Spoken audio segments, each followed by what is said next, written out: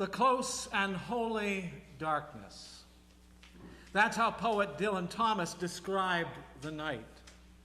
When he thought back to his childhood in Wales, to being tucked in at night with the stars twinkling outside his windows, what he remembered was the wonder and the welcome of the close and holy darkness.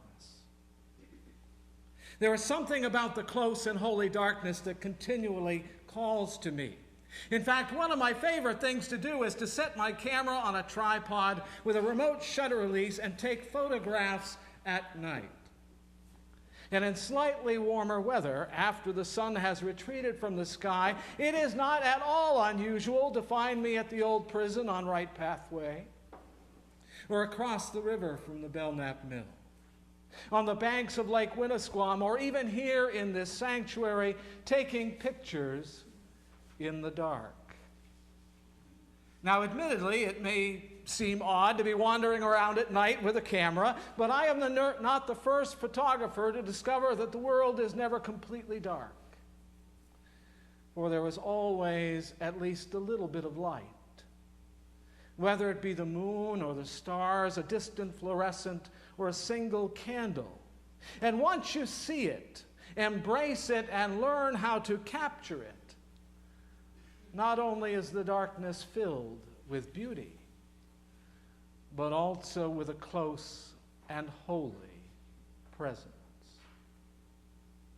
There is always at least a little bit of light.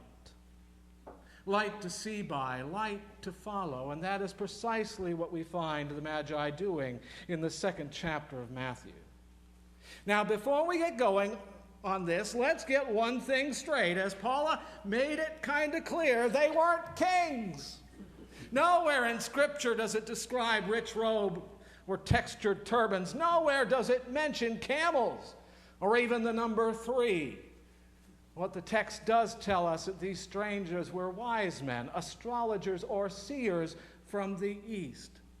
They were Gentiles, non-Jews. More than likely, they were the scientists of their day, from the scientific capital of the ancient world, Persia. And upon seeing an unusual and inexplicable star, they followed it in the darkness of the night.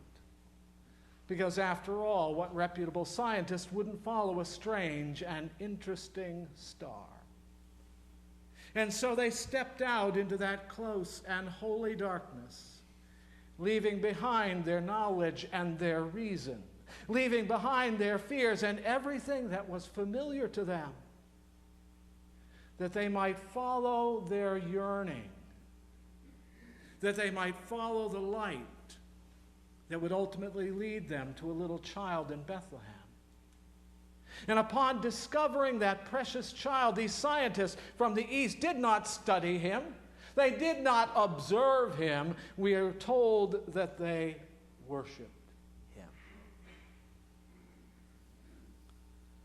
So what in the world does this story really tell us?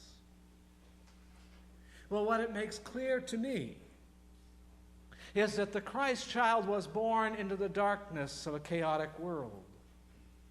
And he was born not just for people who already knew about God, but also for those who don't. Jesus was born for astrologers from Persia and for the people of Bethlehem, for scientists and for poets, for shepherds and political powers like Herod who have no compassion.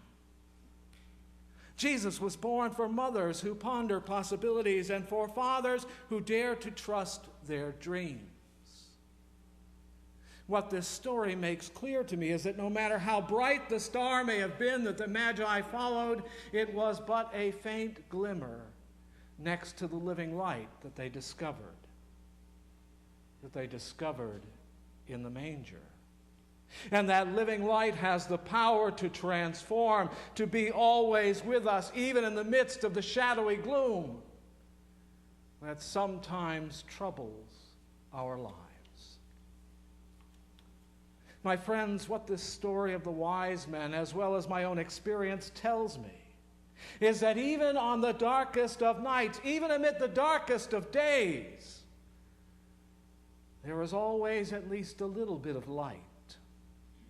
Light to see by, light to follow.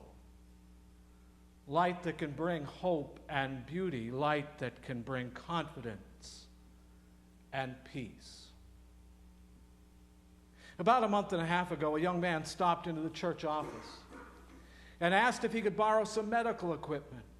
His wife, through no fault of her own, had been badly injured when an oncoming car suddenly veered into her lane and hit her head on. Clearly, he was devastated. He was deeply worried. And yet, with a commode and a walker and anything else we could lend him, he left not only with a tear in his eye, but a glimmer of light and of hope. On Friday, he was back with a walker in his hand. He'd bought it at a local thrift shop and donated it to our loan closet.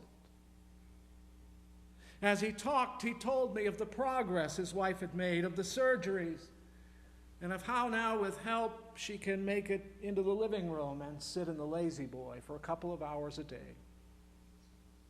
And then he said, "You know, when something like this happens, you discover how much you love someone.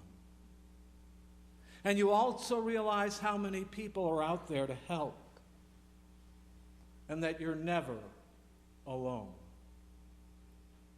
And with a smile and a tear in his eye, he said before he left, "When I saw that walker, I wanted to donate it to help someone else." Friends, even on the darkest of nights, even amid the darkest of days, there is always at least a little bit of light. Light to see by, light to follow. Light that can bring hope, confidence, and peace if we allow our hearts to see it and our eyes to see it too.